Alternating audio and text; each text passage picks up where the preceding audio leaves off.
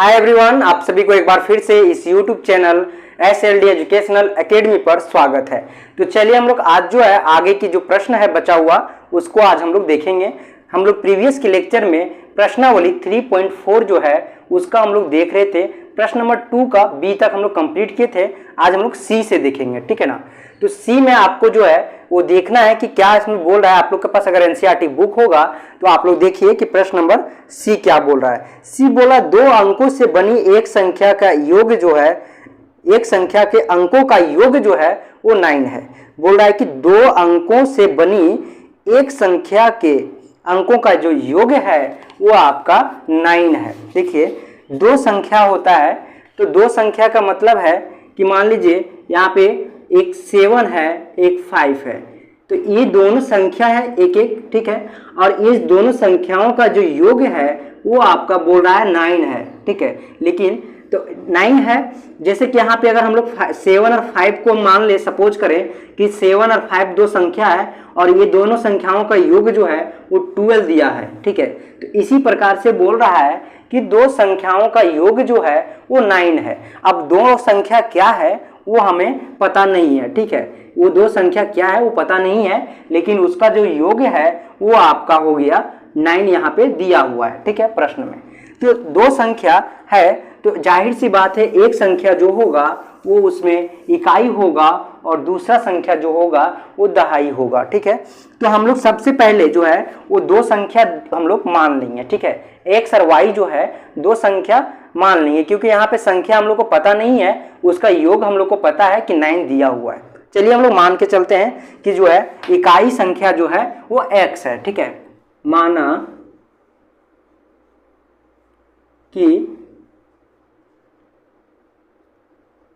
माना कि इकाई अंक की संख्या इज इक्वल x है, ठीक। और दूसरा जो आएगा दहाई अंक,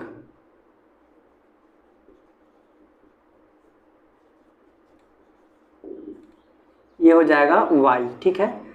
तो अब हम लोग अकॉर्डिंग टू क्वेश्चन यानी प्रश्नानुसार आएंगे तो हमें क्या मिलेगा। देखिए प्रश्न के अनुसार अगर आते हैं नीचे तो हम लोग को बोला है कि 2 संख्याओं का योग यानी इकाई और दहाई का जो योग होगा वो हमारा होगा 9।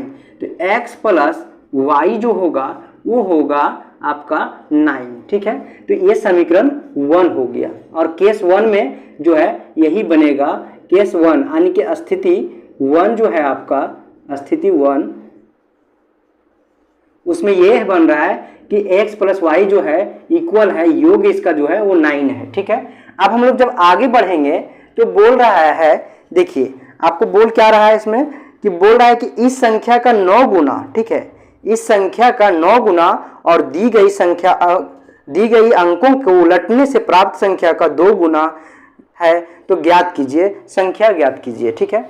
देखिए अब यहाँ पे समझने वाली बात यह है कि 2 अंकों की जो संख्या है वो कहाँ से शुरू होती है, ठीक है, 10 से शुरू होती है, ठीक है। तो एक बार हम लोग इसमें जो है वो y में 10 को इंक्लूड करेंगे यानी मल्टीप्लाई करेंगे, और एक बार जो है x में मल्टीप्लाई करेंगे। देखिए दूसरा स्थिति में क्या होता है वो चीज़ हम लोग देखेंगे, स्थिति 2 में देखेंगे यानी कि केस 2, ठीक है। केस 2 में क्या बन रहा है कि देखिए यहाँ पे वास्तविक संख्या जो है, वास्तविक संख्या जो होगा वो होगा 10y प्लस x, ठीक है, एक होगा। और दूसरा जो होगा इसको उलटने पर जो संख्या आएगा वो होगा यानी कि पलटने पर प्राप्त संख्या, ठीक है, इक्वल जो होगा वो होगा आपका 10x प्लस y, ठीक है, ये हुआ। अब हम लोग देखते हैं आगे, ठीक है। तो बोल रहा है कि जो इसका जो है जो संख्या है, ठीक है, देखिए इस संख्या का 9 गुना और दी गई संख्या के अंकों को उलटने से प्राप्त संख्या का 2 गुना, इस संख्या का 9 गुना, यानी वास्तविक संख्या का 9 गुना और पलटने पर प्राप्त संख्या जो है उसका जो है वो 2 गुना बराबर है। देखिए यहाँ पे होगा 9 गुना जो है उसके बाद वास्तविक संख्या, ठीक है,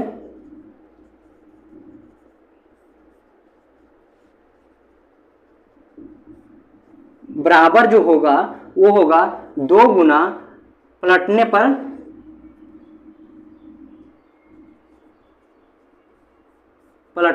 ठीक है, उसकी संख्या, उस संख्या का 2 गुना, ठीक है। अब हम लोग क्या करेंगे कि जो है उसको हम लोग यहाँ पे पुट करेंगे, तो यहाँ पे 9 इंटू जो होगा वो हो जाएगा आपका यहाँ पे 10y प्लस x, ठीक है। उसके बाद इक्वल जो आएगा 2 इंटू हो जाएगा 10x प्लस वाई, ठीक है।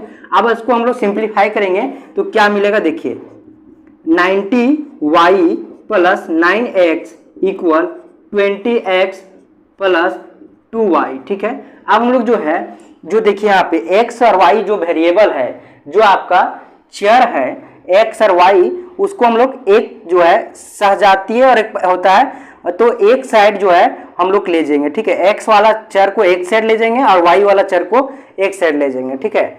तो यहाँ पे वेरिएबल को एक तरफ करेंगे।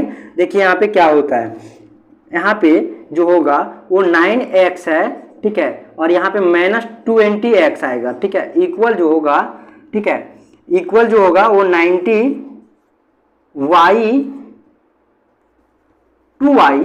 2y होगा यहाँ पे और माइनस 90y होगा, ठीक है। तो देखिए क्या होता है, यहाँ पे हो जाएगा आपका माइनस 11x इक्वल माइनस यहाँ पे 88, ठीक है, y, ये माइनस से माइनस कैंसिल हो जाएगा और इस 11 से इस 88 कैंसिल हो जाएगा कितना बार में, 8 बार में, ठीक है।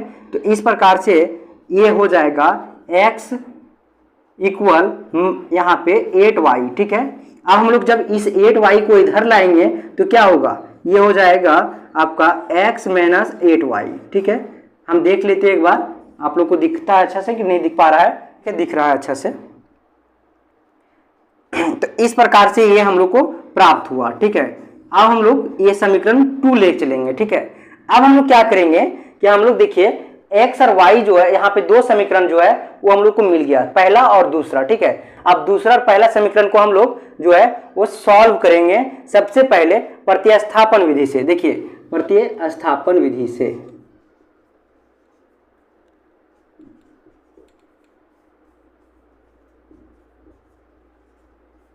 तो हम लोग को क्या मिलेगा, सबसे पहले यहाँ पे समीकरण 1 से लेंगे,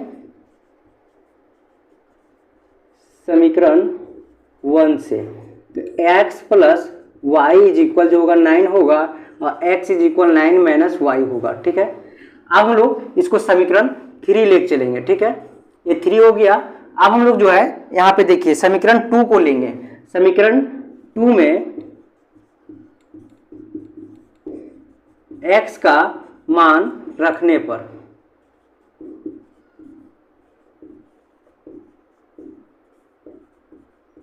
देखिए यहाँ पे क्या आएगा, यहाँ पे होगा x का जगह मान हम लोग रखेंगे तो यहाँ पे जो है x माइनस 8y इक्वल जो है वो 0 है, ठीक है। तो x के जगह पे 9 माइनस वाई पुट करेंगे और यहाँ पे जो होगा वो माइनस 8y ऑलरेडी यहाँ दिया हुआ है इक्वल 0 आएगा, ठीक है। तो यहाँ पे हो जाएगा 9 माइनस 9y इक्वल 0, ठीक है। तो यहाँ पे हो जाएगा क्या, यहाँ पे देखिए 9 इक्वल 9y, ठीक है, और इस 9 से 9 कैंसिल हो जाएगा तो y इज इक्वल जो है वो 1 प्राप्त हुआ, ठीक है। और हम लोग जब इस 1 का y का मान जब हम लोग समीकरण 3 में रखेंगे, y का मान समीकरण 3 में रखने पर, ठीक है, जब समीकरण 3 में हम लोग पुट करेंगे तो हम लोग को x का मान प्राप्त हो जाएगा। तो x इज इक्वल जो है वो 9 माइनस जो है 1 होगा और यहाँ पे x इज इक्वल 8 होगा।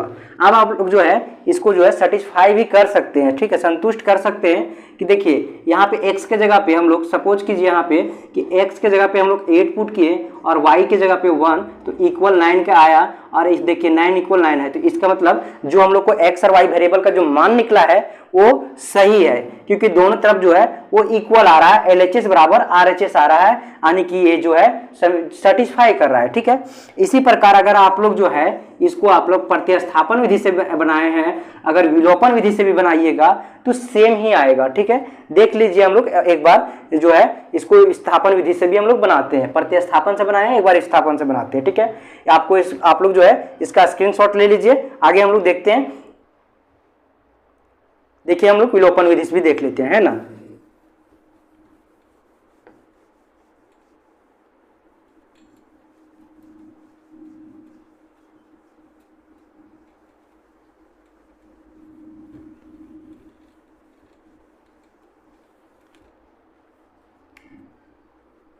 विलोपन मेथड, विलोपन विधि से देखेंगे हम लोग। देखिए हम लोग को पहला समीकरण क्या था, x plus y is equal 9, यानी कि x प्लस वाई इक्वल 9 था। दूसरा समीकरण जो था वो x माइनस 8y था, x माइनस 8y और इक्वल जो था 0 था। अब हम लोग यहाँ पे जो है वो सब्ट्रैक्ट करेंगे। ठीक है, घटाने पर समीकरण 1 और 2 को घटाने पर देखिए यहाँ माइनस हो जाएगा, साइन चेंज होगा, यहाँ पे प्लस हो जाएगा और यहाँ पे माइनस हो जाएगा, तो ये माइनस प्लस कैंसिल हो जाएगा और ये प्लस 9y आ जाएगा। ठीक है, और इक्वल जो है 9 आएगा। ठीक है, अब 9 आएगा, यहाँ पे 9 से 9 कैंसिल हो जाएगा और y इज इक्वल जो है 1 बचेगा। ठीक है, तो इस प्रकार से हम लोग को y इज इक्वल 1 मिल गया। अब हम लोग आगे देखेंगे कि जो है x का मान निकालेंगे, तो इसको हम लोग समीकरण 1 में पुट करेंे, तो 1 में पुट करने पर हम लोग क्या मिलेगा, x प्लस वाई इक्वल 9 है, यहाँ पे x इज इक्वल जो होगा 9 माइनस वाई हो जाएगा और x इज इक्वल जो है यहाँ पे 9 माइनस 1 होगा और x इज इक्वल जो है वो 8 आएगा। ठीक है, इस प्रकार से देखिए दोनों में भी x y का जो मान है वो सेम आ रहा है। ठीक है, x y का जो मान है वो सेम आ रहा है। ठीक है, प्रतिस्थापन से बनाइए या फिर विलोपन से बनाइए, दोनों में सेम आ रहा है और दोनों जो है वो एक ही वेरिएबल का जो मान है वो एक ही दे रहा है। ठीक है, अब हम लोग आगे देखेंगे आपका जो प्रश्न नंबर 2 का जो डी है उसको। डी में बोल रहा है कि मीना 2000 रुपया निकालने के लिए बैंक में गई। ठीक है, कोई एक मीना नाम की लड़की है जो बैंक में 2000 रुपया निकालने के लिए गई। देखिए उसने खजांची से, अकाउंटेंसी से, ठीक है, 100 रुपया तथा 50 रुपया का नोट देने के लिए कहा। ठीक है, उसके बाद मीना को कुल 25 नोट प्राप्त हुआ। अकाउंटेंसी जो था खजांची वो 25 नोट टोटल दिया। यह ज्ञात कीजिए कि उसे 50 रुपये और 100 रुपये के कुल कितने नोट मिले। ठीक है, हम लोग को नोट कितना मिला वो हम लोग को बताना है। तो चलिए हम लोग सबसे पहले जो है वो देखते हैं इसका सॉल्यूशन क्या होता है। ठीक है, ये डी है, प्रश्न नंबर डी। माना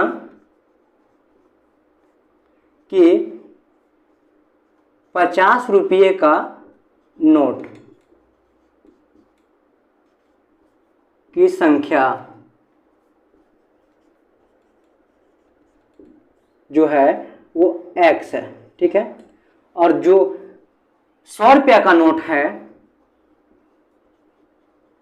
उसका संख्या जो है वो y है। ठीक है, तो अब हम लोग को बोल रहा है कि जो है वो टोटल नोट जो मिला उसको वो कितना मिला, 25 मिला। ठीक है, तो देखिए यहाँ पे क्या है, बोल रहा है कि जो खजांची था वो 25 नोट टोटल दिया, तो 50 और 100 का नोट मांगी थी 50 और 100 का नोट मांगी थी, तो 50 और 100 का नोट जो है उसको टोटल जो नोट मिला वो 25 मिला। ठीक है, तो देखिए कि x plus y, x plus is equal y जो होगा वो 25 होगा। ठीक है, 50 और प्लस 100 का नोट मिला के उसको 25 नोट टोटल दिया गया। अब हम लोग दूसरा स्थिति में देखेंगे, दूसरा कंडीशन में हम लोग देखेंगे कि क्या है। दूसरा में बोल रहा है कि देखिए मीना को कुल 25 नोट प्राप्त हुए, यह ज्ञात कीजिए कि उसे 50 रुपये और 100 रुपये का कुल कितने नोट मिले। ठीक है, तो हम लोग को नोट कितना मिला वो हम लोग को बताना है। तो देखिए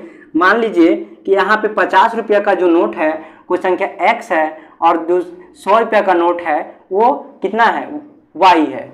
तो हम लोग को यहाँ पे निकालना है कि जो है नोटों की संख्या की जो है 50 के नोट की संख्या कितना है और 100 का नोट की संख्या कितना है। टोटल तो 25 मिल गया है, लेकिन 25 में कितना 100 का है और कितना जो है वो 50 का वो निकालना है। तो यहाँ पे हम लोग क्या करेंगे, सबसे पहले यहाँ पे जो है वो हम लोग 50, देखिए 50 का बोल रहा है तो 50 को हम लोग मल्टीप्लाई करेंगे x से, ठीक है, और प्लस 100 को मल्टीप्लाई करेंगे y से और इक्वल लाएंगे क्या, इक्वल जो आएगा वो 2000 आएगा, ठीक है, क्योंकि जो मीना थी वो 2000 रुपया टोटल निकालने के लिए गई थी, ठीक है।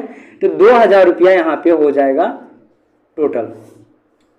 देखिए यहाँ पे 50 जो है आपका वो नोट की संख्या, नोट है, ठीक है, और उसको संख्या से मल्टीप्लाई करेंगे 100 और 100 का जो संख्या रहेगा उस संख्या से मल्टीप्लाई करेंगे 100, वो दोनों जो मिलेगा दोनों का जो योग होगा, यानी कि 50 रुपया की संख्या जितना है और 100 रुपया की नोटों की जो संख्या, वो दोनों को मिला के 2000 रुपया टोटल होगा, क्योंकि मीना जो है वो बैंक से 2000 रुपया ही निकालने गई थी, ठीक है। उसमें अब हम लोग को पता चला कि x और y जो है वो नोट की संख्या है, ठीक है, और टोटल जो है 50 का x है और 100 का y है और दोनों को मिला के 25 नोट मिला है, ठीक है। तो इसको अब हम लोग x और y से मल्टीप्लाई करेंगे 100 और 50 को और इक्वल लाएंगे 2000। हम लोग देखिए यहाँ पे ये समीकरण 1 हो जाएगा और ये समीकरण 2 हो जाएगा। अब यहाँ पे प्रतिस्थापन विधि से अगर हम लोग हल करते हैं,